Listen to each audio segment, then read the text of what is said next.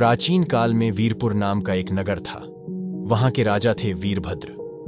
वीरभद्र अपने पूर्वजों की तरह न्यायप्रिय, बुद्धिमान एवं प्रजापालक थे। उनके राज्य सिंहासन में दो पुतलियां लगी हुई थीं। एक का नाम था रूपानी और दूसरी का नाम था कल्याणी।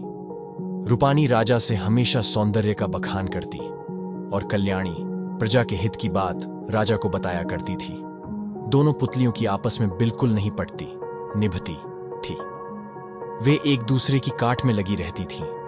रूपानी हमेशा राजा को समझाने की कोशिश करती, रूप और सौंदर्य ही दुनिया में सबसे अच्छे हैं। एक राजा को इन्हीं में ज्यादा समय लगाना चाहिए।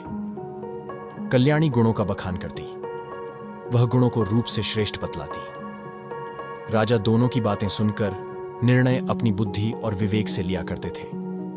वह हमेशा चतुर सभासदों की सलाह लेकर ही काम करते थे।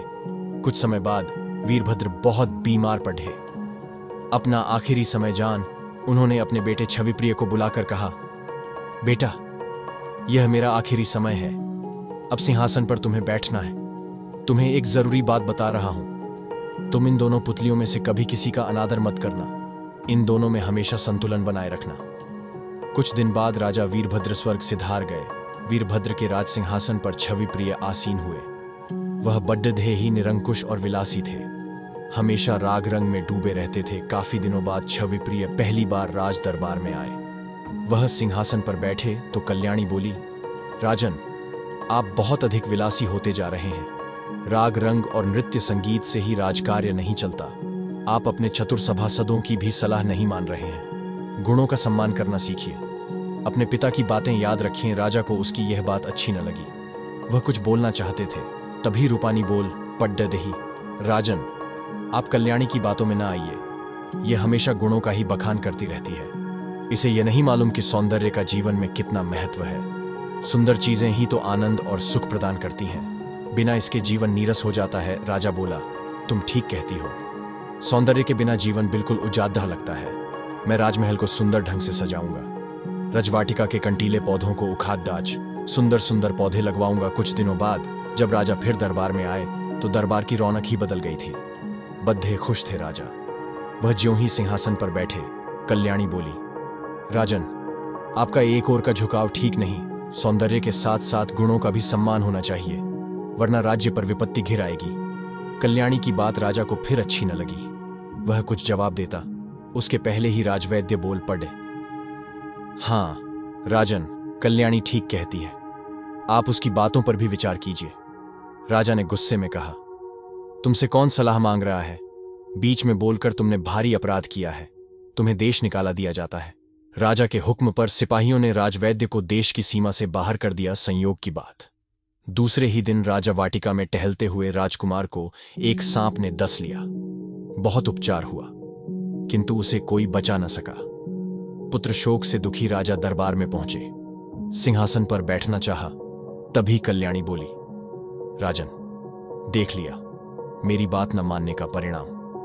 अगर वाटिका से सारे कंटीले पौधों को न हटाया गया होता तो सांप वाटिका में प्रवेश ही न कर पाता, क्योंकि उनमें बहुत से ऐसे पौधे भी थे जिनकी महक से सांप दूर भागता है। सांप के डसने के बाद भी राजकुमार को मृत्यु से बचाया जा सकता था, मगर आपने तो राजवैद्य को देश निकाला दे दिया था। राजवैद्य के पास विषधर से बचाने की अचूक औषधियां थीं। मैं बराबर आपसे कहती रही हूं, गुणों को महत्व दीजिए, मगर आप सुनते ही नहीं। कहकर पुतली मौन हो गई। अच्छा मौका देख, दूसरी पुतली रूपानी बोली, कल्याणी, ऐसे शोक के समय में तुम राजा का उपवास कर रही हो, वह अच्छी बात नहीं। राजा पहले से ही झुंझलाए हुए थे। रूपानी की बातों ने आग में घी का काम किया। गुस्से में उन्होंने कल्याणी से कहा, आज के बाद तुम मुझसे बात न करना। राजा के निर्णय से सारे सभासद चकित रह गए। कुछ ने राजा को अपना निर्णय वापस लेने की सलाह दी, लेकिन राजा ने किसी की एक न सुनी। कल्याणी उसी दिन से चुप हो गई। अब राजा के ऊपर रूपानी का एक अधिकार था। राजा दिन रात राग रंग में डूबे रहने लगे। बूढ़े सभासदों को दरबार से निकाल उनकी जगह नौजवान एक रूपवान सभासदों की भर्ती की गई। यहां तक कि राजमहल के पुराने और विश्वासपात्र दास दासियों की भी छुट्टी कर दी गई। इन सारी बातों की सूचना पढ़ोसी राजा को मिली। वह बड़ा खुश हुआ। उसकी वीरपुर से पुरानी दुश्मनी थी। कई बार दोनों में युद्ध हो चुका था। बदला लेने का अच्छा अवसर देख पड्डहोसी राजा ने वीरपुर पर हमला कर दिया। वीरपुर के राजा तो रंगरलियों में डूबे थे। सेना में भी ज्यादातर अनुभवहीन और नए सिपाही ही थे। पुराने योग्य एवं लद्दाखू सैनिकों की छुट्टी कर दी गई थी। इसके अतिरिक्त वीरपुर से निकाले गए बहुत से दास दसियों से भी बहुत सारी गुप्त जानकारियां शत्रु ने प्राप्त कर ली थीं। हमले की कहाश बर सुन राजा छविप्रिय घबरा गए। क्या करें, सोचने लगे शायद कल्याणी पुतली के नाराज होने से ही विपदा आई है। राजा भागे भागे सिंहासन के पास गए। क्षमा मांगकर कल्याणी से उपाय पूछा।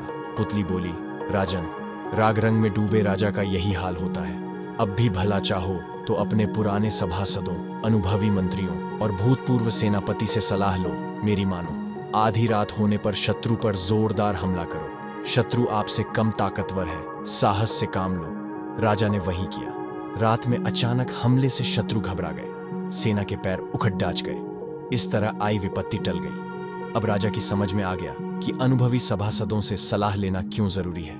बस उसी दिन से राजा प्रजा के कल्याण और राज को सुदृढ़ करने में जुट गए।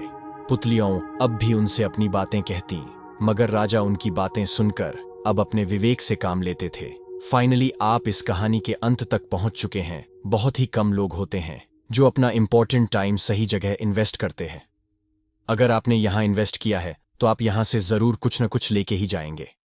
आप हमें कमेंट करके बता सकते हैं कि आपने इस कहानी से क्या सीखा। Thank you.